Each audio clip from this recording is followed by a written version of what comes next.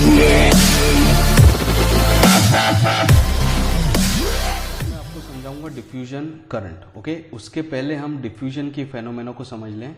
सो diffusion एक natural phenomena होता है। अब इसमें क्या होता है कि जो चार्ज कैरियर्स होते हैं वो माइग्रेट करते हैं from higher concentration to lower concentration, या हम बोलें कि higher charge density to lower charge density, और उस पूरी प्रोसेस को कहा जाता है डिफ्यूजन।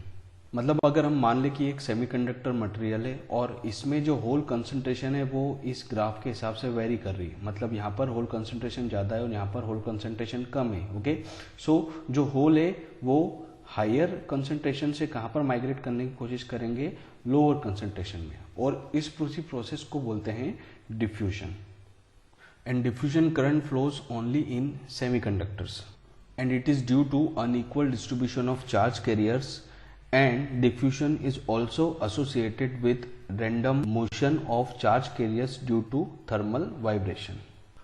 अब ग्रेडियंट क्या होता है वो हमें बताता है कि कोई क्वांटिटी किसी दूसरी क्वांटिटी के हिसाब से कैसे वेरी कर रही है। ओके, अब यहाँ पर हमें क्या देखना है कि कैरियर कंसंट्रेशन लेंथ के हिसाब से कैसे वेरी कर रहा है। ओके, सो दो टाइप के ग्रेडियंट हो सकते हैं सेमीकंडक्टर में। ओके, सो ग्रेडियंट को रिप्रेजेंट करा डी बाई डी एक्स से। सो यहाँ पर एक होगा dn बाई डी एक्स और दूसरा होगा dp बाई डी एक्स।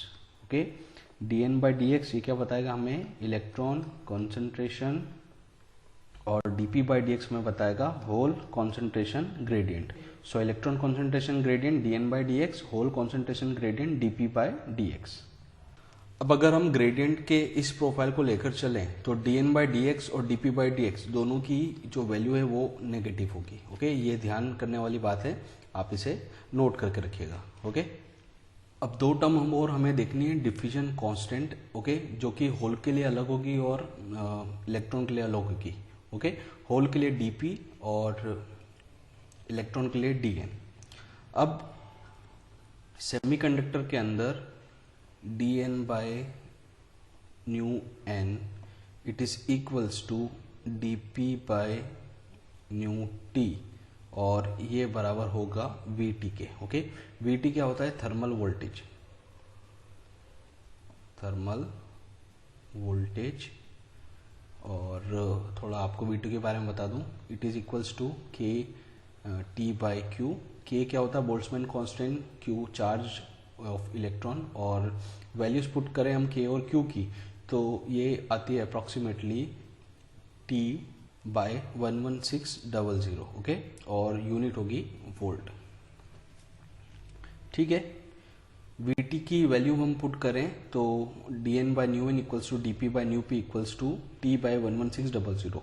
अब इससे हमें क्या देखने को मिल रहा है कि dn बाय न्यू एन ये जो रेशो है वो डायरेक्टली प्रोपोर्शनल है किसके, टेम्परेचर के, और dp बाय न्यू p ये भी डायरेक्टली प्रोपोर्शनल है टेम्परेचर के। ओके, अब इनका रेसिप्रोकल लें हम, nu N by D P, ये nu N by D N ये इन्वर्सली प्रोपोर्शनल होगा टेम्परेचर के, और similarly nu P by D P ये भी इन्वर्सली प्रोपोर्शनल होगा टेम्परेचर के। Okay, so dn is equals to nu n vt and dp is equals to nu p vt। Okay, ये बहुत इंपॉर्टेंट इक्वेशन है, इसे कहते हैं आइंस्टाइन इक्वेशन।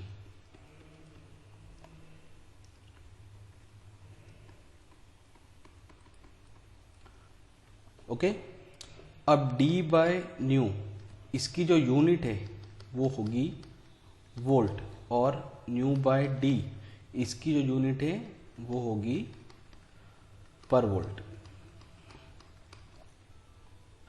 और डिफ्यूजन कांस्टेंट की यूनिट की बात करें तो जब न्यू एन और वीटी की हम यूनिट पुट करते हैं तो ये यूनिट बराबर आती है, जैसे न्यू एन की जो यूनिट है वो है मीटर स्क्वायर पर वोल्ट सेकेंड, और वीटी की यूनिट है वोल्ट, तो वोल्ट से वोल्ट कैंसिल हो जाएगा, तो डी की यूनिट हमें क्या मिलेगी, मीटर स्क्वायर पर सेकेंड। ओके, ये ध्यान रखना है आपको कि डिफ्यूजन कांस्टेंट की जो यूनिट है वो है मीटर स्क्वायर पर सेकेंड। अब डिफ्यूजन कांस्टेंट की वैल्यू की बात करें जर्मेनियम और सिलिकॉन के लिए एट टेम्परेचर 300 के। सो डीएन जर्मेनियम के लिए होगा 99 सेंटीमीटर स्क्वायर पर सेकेंड और डीपी 47 सेंटीमीटर स्क्वायर पर सेकेंड, और सिलिकॉन के लिए डीएन होगा 34 सेंटीमीटर स्क्वायर पर सेकेंड और डीपी 13 सेंटीमीटर स्क्वायर पर second at temperature equals to 300 kelvin.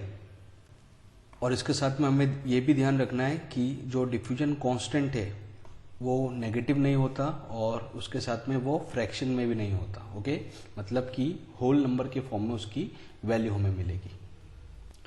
अब डिफ्यूजन करंट डेंसिटी की बात करते हैं हम, तो ये सब मैं रब कर रहा हूँ। अब सबसे पहले हम होल डिफ्यूजन करंट डेंसिटी की बात करेंगे। ये प्रोफाइल है डिफ्यूजन का। ओके, सो जो होल डिफ्यूजन करंट डेंसिटी है वो डायरेक्टली प्रोपोर्शनल होगी ग्रेडियंट के, होल ग्रेडियंट के। ओके, और जब ये प्रोपोर्शनलिटी साइन हम हटाते हैं तो it is equals to dp bye dx, और यहाँ पर आएगा q और dp। ओके, अब मैंने आपको बताया था कि dp बाय dx ये होता है नेगेटिव। ओके, अब ये हम इसके हिसाब से देखें तो ये जो करंट डेंसिटी वो हमें यहाँ पर नेगेटिव मिलेगी। Okay, dp by dx negative, dp जो होता है ये पॉजिटिव होता है, ये अभी मैंने आपको बताया था। और जो होल के ऊपर चार्ज होता है वो क्या होता है, positive 1.6 into 10⁻⁻19 coulomb.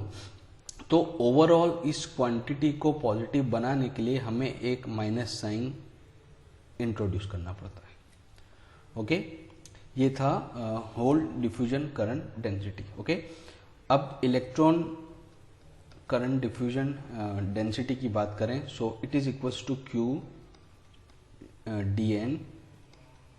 dn bye dx। Okay, अब dn बाय dx भी क्या होता है, नेगेटिव। ओके, पर जो इलेक्ट्रॉन का चार्ज है वो होता है -1.6 इंटू 10⁻⁻19 कूलम। तो ये q और ये dn आपस में मिलकर इनके साइन की वजह से ये ओवरऑल क्या हो जाता है, पॉजिटिव। ओके, सो ओवरऑल हम देखें तो dp jp ये भी पॉजिटिव होगा और jn ये भी क्या होगा, पॉजिटिव होगा। ओके, बस अंतर इतना है कि इसको पॉजिटिव बताने के लिए हमने क्या करा, एक एडिशनल माइनस साइन यहाँ पर इंट्रोड्यूस करा है। ओके, और यूनिट की बात करें तो दोनों की यूनिट होगी एम्पियर पर सेंटीमीटर स्क्वायर या मीटर स्क्वायर, और यहाँ पर भी एम्पियर पर सेंटीमीटर स्क्वायर या मीटर स्क्वायर। ओके, अब आपको ध्यान देना है हमेशा कि प्रॉब्लम सॉल्व करते टाइम कि आपको जो वैल्यूज है उसकी यूनिट क्या है, सेंटीमीटर्स में दे रखी है या मीटर्स में दे रखी है। ओके, और डिफ्यूजन करंट की बात करें तो IP ये बराबर हो जाएगा -q dp bye dx into a। Okay, और यूनिट क्या होगी इसकी, एम्पियर। और IN की बात करें तो वो होगा q dn bye dx into a, और यूनिट क्या होगी, एम्पियर। ओके, ये हमारे पास एक्सप्रेशन आ गया डिफ्यूजन करंट का फॉर होल्स एंड